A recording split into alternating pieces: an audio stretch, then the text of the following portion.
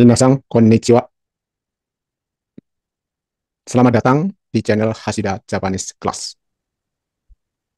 Bagi calon pekerja yang ingin kerja di Jepang karena tergiur gaji besar, bisa jadi itu salah dan akan menyesal. Pahami dengan benar gaji sesungguhnya menurut Undang-Undang Ketenagakerjaan Jepang. Banyak potongan yang bisa membuat shock. Bahkan ada potongan yang tidak tertulis saat tanda tangan kontrak kerja, tapi diberlakukan dan itu legal menurut undang-undang.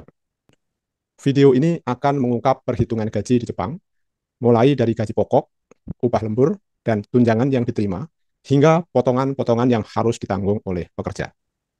Pastikan nonton video ini sebelum membuat keputusan. Ada 3 jenis pekerja berdasarkan visa yang dimiliki, yaitu pekerja magang, Hino Jisuse GJ, pekerja dengan keterampilan tertentu, Specified Skilled Worker SSW, atau dalam bahasa Jepangnya Tokute Kino TG, dan pekerja profesional. Di video ini akan diungkap gaji untuk pekerja magang GJ dan Tokute Kino TG karena gaji pekerja profesional sangat relatif tergantung kesepakatan antara perusahaan dengan pekerja profesional. Gaji bersih pekerja di Jepang terdiri dari gaji pokok, upah lembur, dan tunjangan-tunjangan, dikurangi pajak penghasilan, asuransi, biaya asrama, serta biaya-biaya lainnya. Apa saja yang diterima dan potongan yang harus ditanggung oleh pekerja? Berikut penjelasannya. Pertama, gaji pokok, Kihongkyu. Berbeda dengan di Indonesia, di mana upah minimum regional UMR ditetapkan dalam satuan gaji per bulan, UMR di Jepang ditetapkan berdasarkan upah per jam kerja per hari. Standar UMR per jam ditetapkan oleh pemerintah daerah, sehingga besarannya berbeda tiap prefektur. Mulai dari yang terendah 950 yen per jam di Akita, hingga yang tertinggi 1160 yen per jam di Tokyo. Selain berdasarkan UMR, perusahaan juga mempertimbangkan keterampilan, pengalaman, tanggung jawab, beban kerja, dan risiko kecelakaan dalam menetapkan upah per jam bagi seorang pekerja. Pekerjaan di sektor konstruksi, perkapalan, kelautan, kedirgantaraan, dan pengolahan logam relatif lebih tinggi karena dibutuhkan keterampilan tertentu dan risiko kerja yang lebih tinggi. Sedangkan untuk pekerjaan sektor pertanian, restoran, perhotelan, pengolahan makanan, dan minuman umumnya mendapatkan upah per jam yang lebih rendah. Gaji pokok per bulan dihitung dari jam kerja per hari dan jumlah hari kerja per bulan, sehingga besaran gaji pokok bervariasi tiap bulannya. Kedua, upah lembur, Sangyodai. Besarnya upah lembur ditetapkan berdasarkan jenisnya, yaitu lembur biasa, lembur malam, dan lembur hari libur. Upah lembur biasa berlaku untuk lembur yang dilakukan antara jam 5 pagi hingga jam 10 malam, besarnya 125% dari upah kerja standar. Upah lembur malam berlaku untuk lembur yang dilakukan antara jam 10 malam hingga jam 5 pagi, besarnya 150% dari upah kerja standar. Lembur hari libur berlaku untuk lembur yang dilakukan di luar hari kerja, seperti hari Sabtu, Minggu, atau hari libur nasional. Upah lembur hari libur biasa sebesar 135%, sedangkan upah lembur hari libur malam hari sebesar 160% dari upah kerja standar. Ketiga, tunjangan atau TAT. Tunjangan kerja shift malam, Shinya Rodo TAT, diberikan apabila pekerja bekerja antara jam 10 malam sampai jam 5 pagi sebesar 25% dari upah per jam kerja reguler.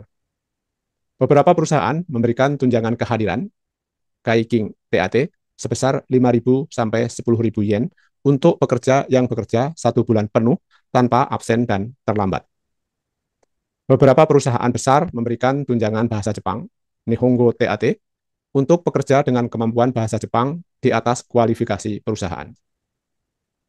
Potongan-potongan yang harus ditanggung oleh pekerja meliputi pajak penghasilan, pajak kependudukan, asuransi pensiun, asuransi kesehatan, asuransi pengangguran, biaya tempat tinggal, beserta air, listrik, dan gas. Pajak penghasilan, Sotokuze, sebesar 2 hingga 5% dari total penghasilan kotor yang diterima dalam 1 bulan, ditanggung sendiri oleh pekerja.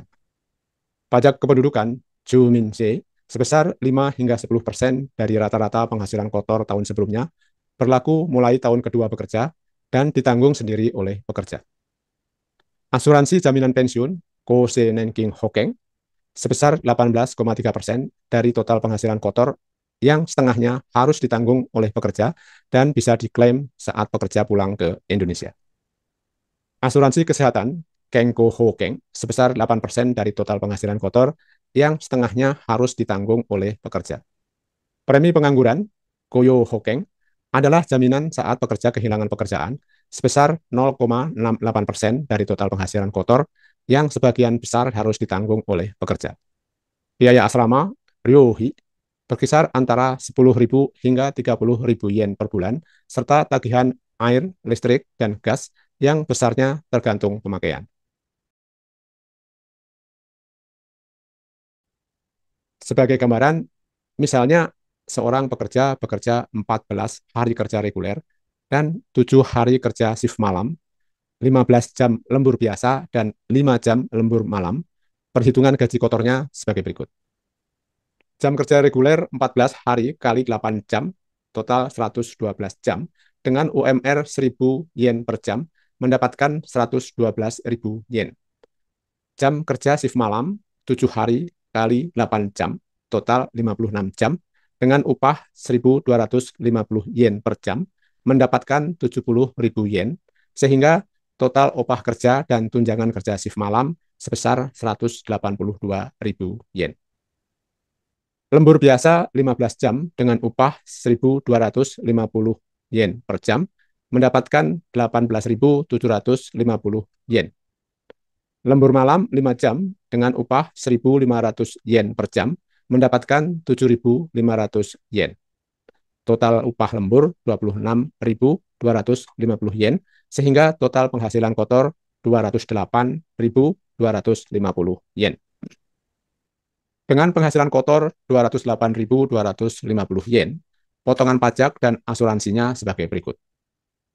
Pajak penghasilan 3% sebesar 6.200 yen, asuransi pensiun 9,15% sebesar 19.500 yen, asuransi kesehatan 4% sebesar 8.300 yen, asuransi pengangguran 0,6% sebesar 1.250 yen. Total potongan pajak dan asuransi sebesar 34.800 yen. Biasanya asrama disewakan oleh perusahaan. Biaya untuk asrama, air, listrik, dan gas dipotong lewat gaji pekerja, misalnya 25.000 yen per bulan, sehingga total dari potongan pajak ditambah asuransi ditambah asrama menjadi 59.800 yen. Dengan total gaji kotor 208.250 yen, dikurangi total potongan 59.800 yen, maka gaji bersih yang diterima pekerja di tahun pertama sebesar 148.250 yen atau sekitar 16 juta. Tetapi, setelah masuk tahun kedua bekerja, mulai dikenakan pajak kependudukan sekitar 17.650 yen, sehingga gaji bersih di tahun kedua justru turun menjadi 130.800 yen atau sekitar 14 juta. Pajak kependudukan ini biasanya tidak tercantum pada kontrak kerja pertama karena dibuat dengan durasi 1 tahun dan akan diperpanjang pada tahun berikutnya. Pekerja dengan keterampilan tertentu atau bekerja pada bidang dengan beban kerja dan risiko kecelakaan yang tinggi biasanya mendapatkan upah per jam yang lebih tinggi, misalnya 1.200 yen per jam. Dengan upah 1.200 yen per jam dan kondisi kerja seperti di atas, pekerja bisa mendapatkan gaji bersih sekitar 208.000 yen atau 23 juta rupiah di tahun pertama dan 182.300 yen sekitar 20 juta rupiah di tahun kedua. Sebaliknya, untuk pekerja tanpa keterampilan dengan UMR 1.000 yen per jam, kerja reguler tanpa shift malam dan lembur hanya akan mendapatkan gaji bersih sekitar 126.500 yen atau sekitar 14 juta rupiah di tahun pertama dan 109.500 yen sekitar 12 juta rupiah di tahun kedua. Inilah mengapa gaji pekerja Tokuteki no Teike dengan keterampilan tertentu dan pengalaman Berbeda dengan pekerja magang Hino Jisuse GJ tanpa keterampilan dan pengalaman.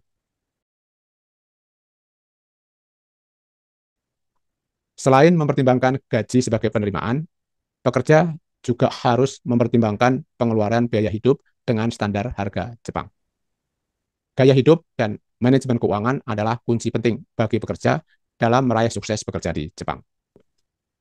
Bijaksanalah dalam pengeluaran, fokus pada kebutuhan, dan tidak mudah tergoda oleh keinginan yang tidak perlu.